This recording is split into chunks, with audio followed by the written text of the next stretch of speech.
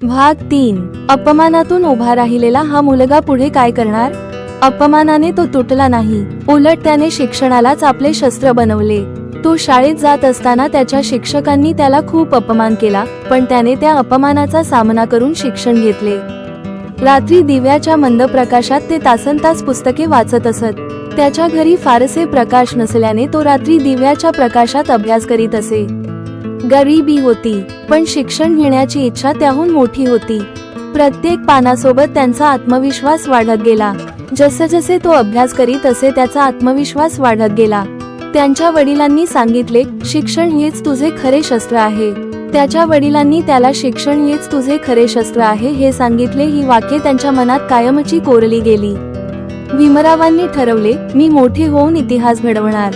त्याने ठरवले की तो मोठे होऊन इतिहास घडवणार आहे आणि त्याने त्याचे स्वप्न पूर्ण केले.